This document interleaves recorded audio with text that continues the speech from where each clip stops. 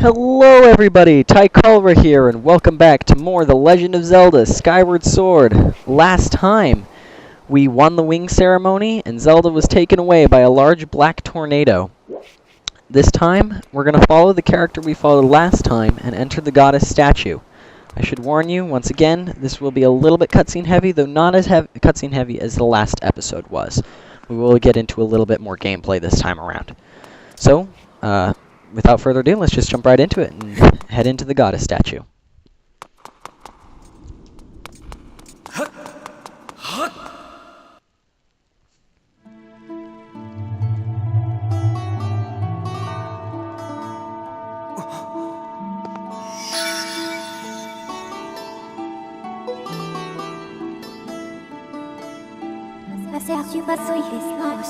The one chosen by my creator, I have been waiting for you. You will play a role in a great destiny. According to your social customs, I should provide you with my personal designation. Fee is the name I was given. I was created for a single purpose, long before the recorded memory of your people. I must aid you in fulfilling the great destiny that is your burden to carry. Come, Tyculra, you must take up this sword as the one chosen by my creator. It is your destiny.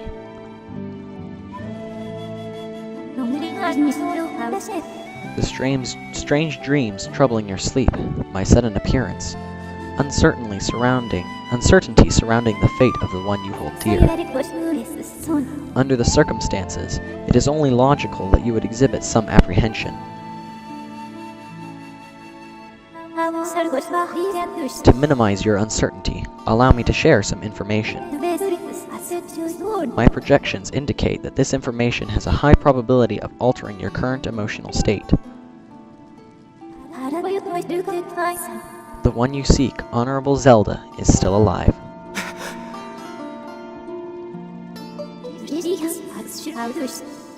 And this spirit maiden, the one you call Zelda, is another chosen one, fated to be a part of the same great mission. Therefore, should you wish to meet with your friend, I highly recommend you take up this sword before you set out to search for her. Does that information invigorate you? Are you ready to accept this sword?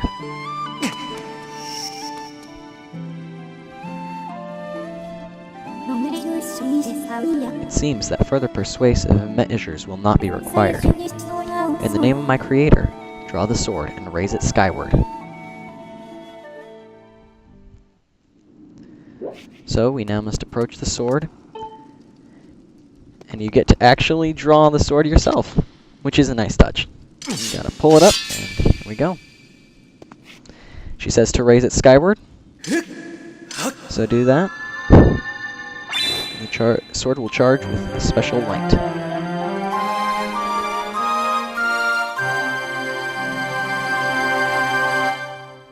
You got the goddess sword. This mysterious sword is bathed in divine light.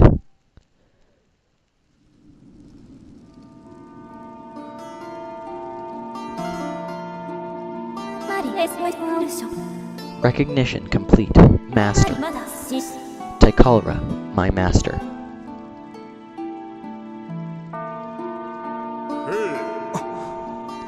Tyculra. I have had my suspicions, but until now, I wasn't sure.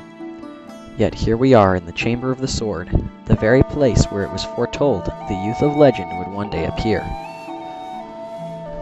It is said that this place was left to our people by the goddess herself. The very knowledge of this room's existence is a secret passed down to a select few each generation, along with a handful of words. When the light of the goddess's sword shines bright, the great apocalypse will waken from its long slumber. Do not fear, for it is then that a youth guided by my hand shall reveal himself in a place most sacred. It started days ago. The sword that I kept secret all these years began to give off a faint, otherworldly light. At first, I was sure I was seeing things, here alone with the sword. There was simply no other explanation. I never dreamed the prophecy of legend would come to pass in my lifetime.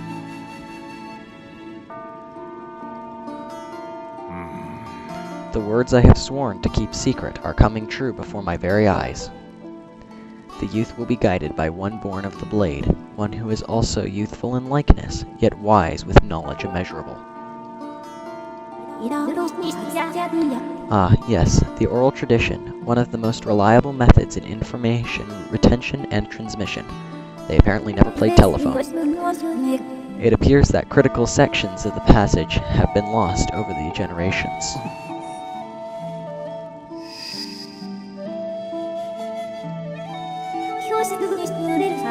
The youth who draws forth the guiding sword shall be known as the goddess's chosen hero, and it is he who possesses an unbreakable spirit.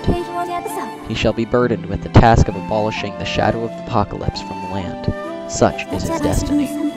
With the spirit of the blade at his side, he shall soar over the clouds and plummet below. And united with the spirit maiden, shall bring forth a piercing light that resurrects the land.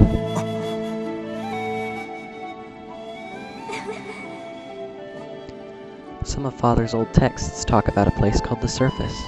The old tale describes a whole world far below, far more vast than Skyloft. Master, you must embark on a great journey beneath the clouds, to the vast realm of the Surface. It is only through this journey that you can fulfill the mission set before you by my creator, the goddess. It is also the only method available for you to reunite with the Spirit Maiden, Honorable Zelda. Excuse me. This is no easy task, Tycholra. The world below is a forsaken place, and to reach it you must pierce the cloud barrier below. In living memory, no one has ever done this.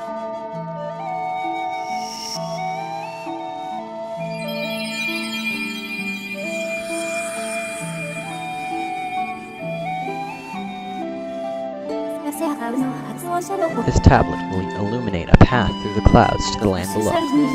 Take it and place it within the altar behind me. You got the emerald tablet. The weathered surface of this heavy stone tablet feels very old.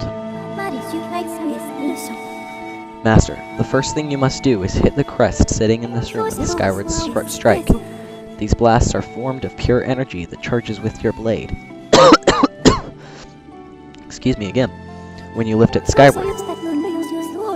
Once you have charged your blade, face the crest and swing your sword to send a powerful skyward strike. So we're going to do just that. We need to pull out our sword, raise it skyward, and you can move around while charging these up. So we're going to aim it at the sacred crest, as she says, swing it to release a skyward strike.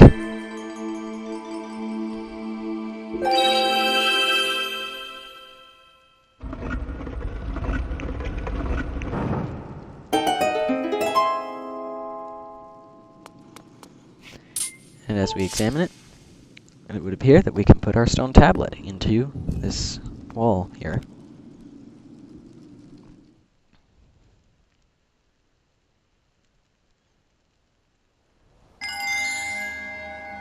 And as Fee said, it is going to create a beam of sorts that will pierce a hole through the cloud barrier, allowing us to pass through.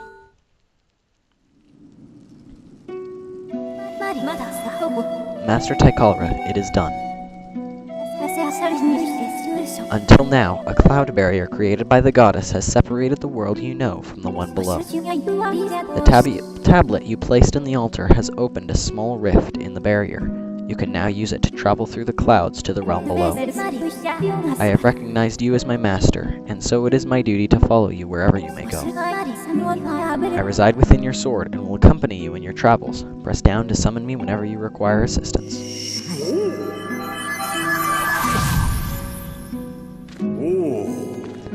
Tycholra, listen a moment. The nature of the great apocalypse mentioned in the old texts is a complete mystery to me. But whatever it turns out to be, it seems that both you and Zelda have big roles to play in the destiny of this land. Just think, if what Fee says is true, Zelda is alive.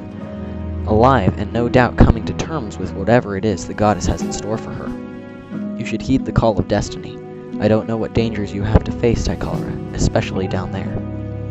But if you've decided to brave the unknown, please find my daughter and bring her back to me. What we've seen here today defies explanation, but it's only the start of your journey. Please see it through and prove the legends true. Okay. Do your people proud, Tycholra.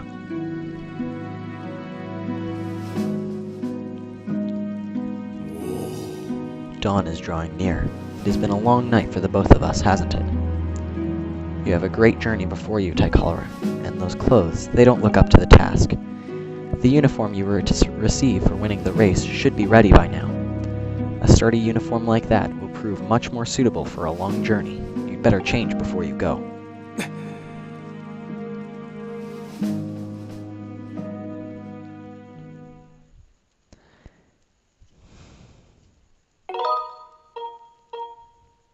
I'm considering whether or not I should do this. I will do it, just in case. Progress has been saved. And we finally change out of those clothes that Link's presumably been wearing for days, knowing video game characters, into the clothes that we'll be wearing for the rest of the game. That green uniform is what our knights will be wearing this year. To be honest, I had my doubts about the color, but oddly enough, seeing you wear this uniform, I can't imagine a more fitting color for you. It is as though you were born to wear it. And here is Link in his classic green tunic and cap. Take care of your journey, and be sure to stop by some shops at the bazaar here in town to equip yourself properly for the travels ahead.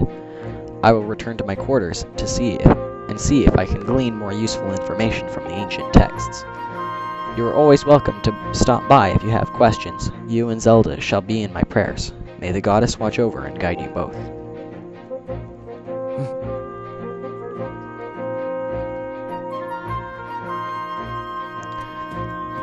So, here we are once again. We are now in the Tunic of the Hero.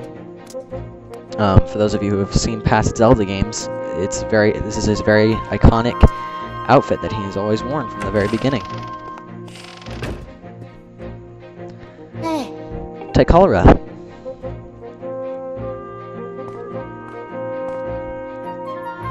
That green uniform looks so adventurous.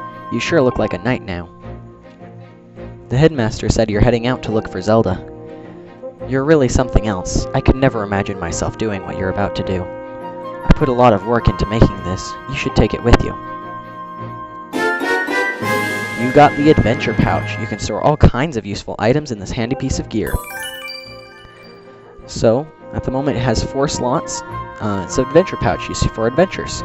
It's neat, and you can fit 4 things that you'll need for your big journey. It says you can buy all kinds of things at the bazaar and put it in the pouch. You could buy some potions and a shield. They'd fit into the pouch, and they might come in handy on an adventure. Tycholra, I just know you'll find Zelda for us. So he just gave us the adventure pouch. Now by pressing minus, you can examine what you have in here. For the first time in a Zelda game, you actually have a limit to certain items. Not all items. Link's pockets are still somewhat endless, but you can fit certain you can only fit so many of certain items, and your adventure pouch is where you'll be keeping those. And we can get upgrades for that later, where we'll be able to fit more space into it. But at the moment, that's really all we have. So, now that we're out here in Skyloft once again during the day, you can see that he has something to say to us. I heard the news, Tycholra. Zelda's fallen through the clouds, and you're going to look for her. Is that right? The headmaster told me there's a land beneath the clouds. Do you know anything about that? So that's the famous sword. But it won't do you much good if you don't have a shield to protect yourself with. Here, take this with you. He's going to give us a free shield. It's not very good. It breaks easily and burns, as it says, as it's just the wooden shield, so we gotta be careful. The wooden shield is light and maneuverable, but it's the weakest of all shields. Also keep in mind that it's particularly vulnerable to fire. If it breaks, you can buy a new one at the bazaar. To equip the shield, we'll minus, and he's going to tell us how to equip it, and I'll show that in a second. If you're not sure how you can use a shield, Knight Commander Aegis at the sparring hall will teach us. So we can go back to the sparring hall, and we'll now be able to take a crash course on shields. But we're not going to do that because that will take up a little bit of time. So by pressing and holding minus, you can view your adventure pouch, like I said, and just by pointing up at it and releasing, you can now see your shield is now equipped. As you can see, we have a bar in the top left. Hang on, I have an update regarding the stone tablets, resulting in a column of light created. A column of light has appeared on the south of our location, and signs indicate it has created an opening in the cloud barrier to the land below. I must also caution you that descending to the surface armed with only a sword could result in decreasing probability of survival. If you have not already done so, I advise you purchase a shield and potions at the bazaar in preparation for your journey. Another subject to discuss. Once you have accustomed to the controls, she says you are free to modify your interface. So on the gear screen, she says, you can select your interface. So you can actually, you can see the Wii Remote sign on the edge there. And we can actually change that so that it's pretty much gone if you wanted to. We're gonna bring it, we're gonna bring it to light though. That way we can see the basics stuff that's there. So as I was mentioning before, we have a meter next to our shield at the top corner now. What that means is your shield will actually take damage depending on how much you use it. And you can pull it out just by shaking the nunchuck. But depending on how you use your shield, it'll actually, if it takes enough damage, it'll break. And you'll have to buy a new one, as they were saying. So you gotta be careful of that. Which is what that meter is. But they also mentioned, so now they mentioned we need to go to the bazaar. So let's head on in right now.